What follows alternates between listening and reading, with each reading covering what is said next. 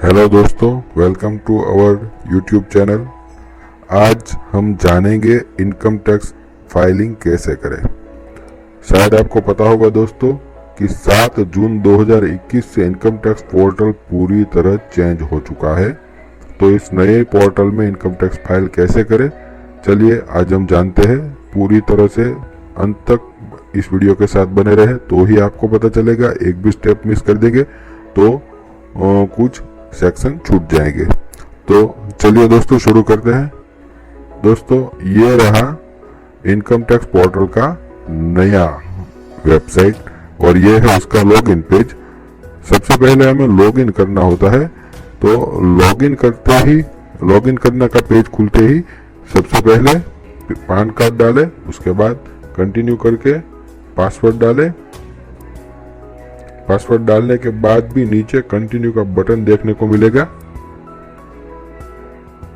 टिक करके कंटिन्यू पर चले जाए तो ये रहा आपका लॉगिन पेज खुल जाएगा। उसमें आपको अपनी पूरी प्रोफाइल दिखेगी और यहाँ पे आपको सारे जो आपके प्रोफाइल में आपके अकाउंट में जो भी ऑप्शन है वो दिखने को मिलेगा। यहाँ पे आपको दिया गया है 31 मार्च 2021 को जो एनुअल पूरा हुआ है, जो ईयर पूरा हुआ है, उसको फाइल कैसे करना है। यहाँ पे फाइल नाउ बटन दिया गया है, उस पर क्लिक करेंगे तो यहाँ से हम ईयर सिलेक्ट करेंगे।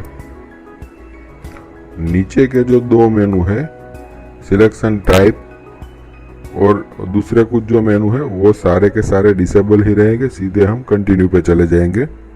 कंटिन्यू करते ही सिलेक्ट मोड ऑफ फाइलिंग, तो उसमें हम ऑनलाइन सिलेक्ट करेंगे, प्रोसीड कर देंगे और स्टार्ट न्यू फाइलिंग पे। अगर आप स्टार्ट न्यू फाइलिंग पे जाते ही 3 ऑप्शन दिखेंगे। इंडिविजुअल पे क्लिक करके आगे चले जाएंगे। यहाँ से हम ITR 1 सिलेक्ट करेंगे और प्रोसीड विथ ITR 1 पे क्लिक कर देंगे।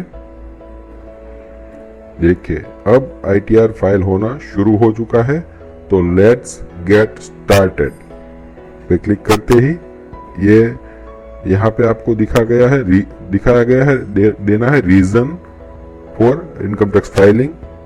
यहाँ पे आप किस वजह से इनकम टैक्स फाइल करना चाहते हैं वो सारे के सारे रीजन दिखाए गए हैं। तो उसमें से जो भी रीजन आपको अप्रोप्रिएट लगता है वो रीजन आप सिलेक्ट कर सकते हैं। देखिए ये पूरा ये यहाँ पे उसके आगे चेक बॉक्स भी दिए गए हैं। अगर ऐसे ही आप रेगुलरली कर रहे हैं तो अदर्स पे क्लिक करके कंटिन्यू कर दीजिए।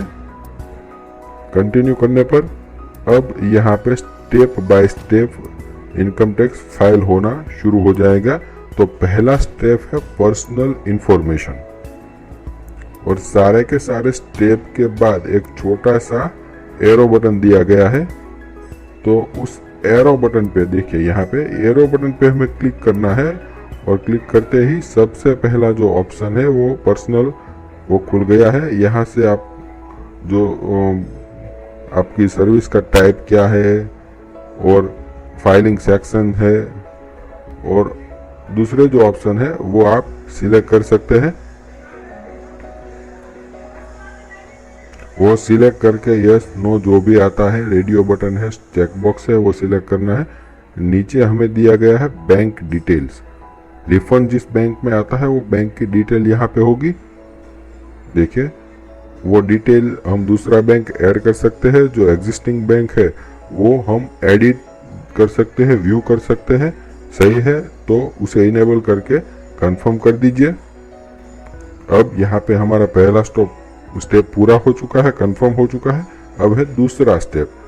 दूसरे स्टेप में हमें ग्रॉस टोटल इनकम डालनी है। जो भी आपकी इनकम हो वो डालनी है। इनकम डालने के लिए सबसे पहले एडिट पर क्लिक करना पड़ेगा। एडिट पर क्लिक करते ही यहाँ पे पूरा पेज खुल जाएगा। पूरी आपकी इनकम जो भी है वो डाल दीजिए। कुछ भी काटना नहीं है। आपका PF या प्रोफेशनल टैक्स या जो कुछ भी हो वो कुछ भी काटना नहीं है। उसके साथ ही पूरी अमाउंट है वो डाल देनी है। यहाँ पे अदर कोई भी अलाउंसेस अगर आपके हो उसे डालने हो तो वो भी आप सिलेक्ट करके यहाँ पे डाल सकते हैं। अदरवाइज उस सेक्शन को आप डिलीट भी कर सकते हैं। देखिए ये डिलीट हो गया पूरी तरह से। तो यहाँ पे आपकी नेट सैलरी आ जाएगी। अब यहाँ पे आपको प्रोफेशनल टैक्स जो अंडर सेक्शन 16/3 पे आता है वो आप यहाँ पे उसमें से डिडक्ट करवा सकते हैं। स्टैंडर्ड डिडक्शन है वो अपने आप ही आ जाएगा। तो ये अब आपकी आ गई नेट सैलरी। सेव कर दीजिए।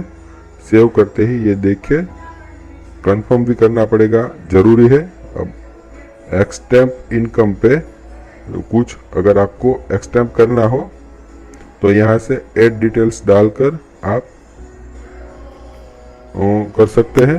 यहाँ पे सारे के सारे क्या क्या कौन सी इनकम आपको एक्सटेम्प करनी है वो दिखेगा। कुछ नहीं है, बैक कर दीजिए, कंफर्म कर दीजिए। कंफर्म करते ही आप ये लीजिए आपका दूसरा स्टेप भी आसानी से पूरा हो गया। अब तीसरे स्टेप पे चलते हैं, वो है टोटल डिडक्शन। ऐसे डिडक्शन जो हमें इनकम टैक्स प्रोवाइड करती है अलग अलग सेक्शन के तहत। तो उस डिडक्शन को क्लेम करना हो तो आप उसके लिए एलिजिबल है। जिस भी डिडक्शन में आप एलिजिबल है उसे ही यस करना है, बाकी नो करके आगे जाना है। आपको पता होना चाहिए कौन से सेक्शन में कौन से डिडक्शन आते हैं। नहीं पता हो तो आप हमें नीचे दिए गए मेरी जो वेबसाइट है उसमें सेक्शन वाइज क्या क्या डिडक्ट कर सकते हैं वो पूरा का पूरा इंफॉर्मेशन बड़े ही सरल आसान शब्दों में दिया गया है, वो आप चेक कर सकते हैं। सेक्शन 80C के तहत हमें 1,50,000 रुपए बाद मिलते हैं। उसमें से आप जो भी बाद करवाना चाहते हो वो अमाउंट यहाँ पे डाल सकते हैं। ACCCD 80D या कुछ भी हो वो आप कर सकते हैं। देखिए यहाँ पे भी डिडक्शन टाइप में आप जो भी ऐड करना चाहते हैं उसके आगे के चेक बॉक्स पे पहले आपको टिक करना पड़ेगा। उसके बाद ही देखिए एग्जांपल के तौर पे दिखा रहा हूँ, चेक करने के बाद यहाँ पे आप अमाउंट डाल सकते हैं ऐसे। जरूर नहीं है, टिक निकाल दीजिए, कंटिन्यू कर दीजिए। यहाँ पे ये लीजिए बड़े ही आसानी से आपका तीसरा स्टेप भी पूरा हो गया। कंफर्म कर दीजिए। कुछ एडिट भी अगर आपको करना हो तो आप यहाँ से एडिट कर सकते हैं। अगर आपको और कुछ भी क्लेम करना हो अलग अलग सेक्शन के तहत तो यहाँ पे उसके लिए बॉक्सेस अलग अलग दिए गए हैं। आप उसमें से सिलेक्ट करके जिस भी सेक्शन में डिडक्ट करना चाहते हो सिलेक्ट कर सकते हैं। नहीं है तो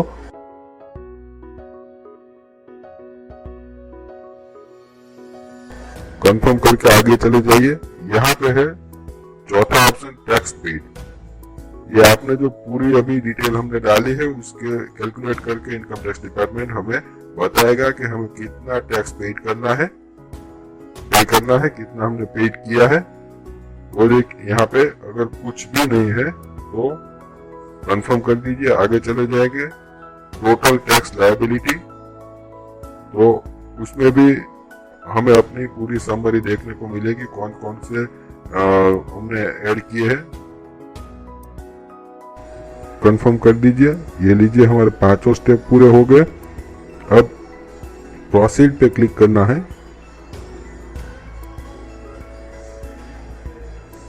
तो प्रोसीड पे क्लिक करते ही तो यहां से आप जो आपने जो अभी फिल किया है वो प्रिंट या डाउनलोड कर सकते हैं। जरूरत हो तो डाउनलोड करके रख लीजिए। इन फ्यूचर आपको देखिए डाउनलोड भी हो चुका है। इन फ्यूचर में आपको ये अगर कुछ जरूर पड़े तो as a reference you can use it. देखिए पूरी की पूरी डिटेल इसमें आ जाती है। उसके आगे प्रीव्यू रिटर्न। प्रीव्यू में हमें अपना रिटर्न का पूरा प्रीव्यू देखने को मिलता है।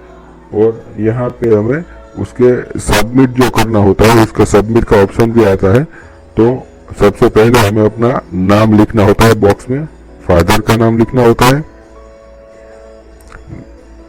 नीचे जो सिलेक्ट दिया गया है उसमें सिलेक्ट करना होता है।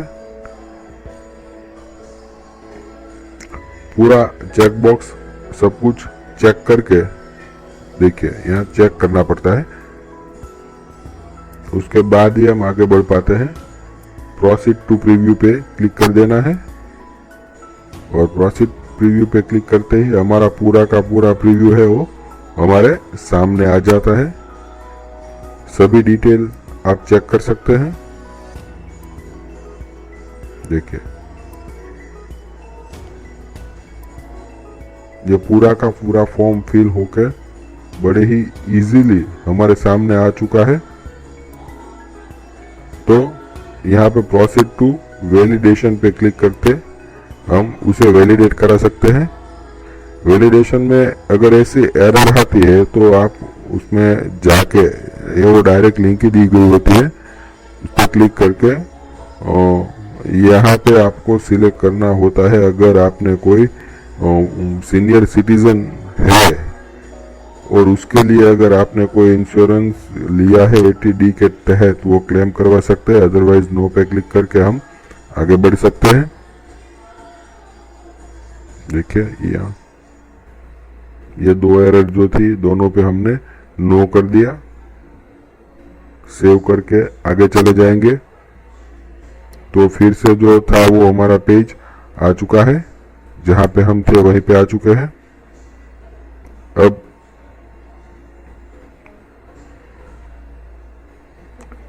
नीचे चले जाएंगे और कंफर्म कर देंगे।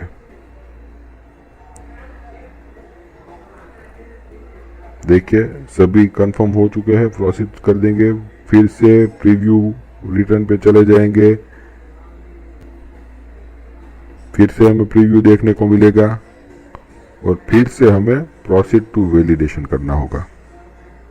देखिए अब यहाँ से आपको 3 ऑप्शन दिए गए हैं आपका रिटर्न वेरीफाई करने के लिए। मैं ई वेरीफाई करना चाहूँगा। ई वेरीफाई बहुत ही इजी होता है। इस पे आपका पैन कार्ड जिस आधार कार्ड से लिंक है और उस आधार कार्ड में जो मोबाइल नंबर लिंक है उस मोबाइल नंबर पे OTP आता है और वो OTP हमें यहाँ पे डाल देना है। OTP डालते ही हमारा जो इनकम टैक्स रिटर्न का जो काम है वो पूरी तरह से पूर्ण हो जाता है और हमें अपना रिटर्न मिल जाता है।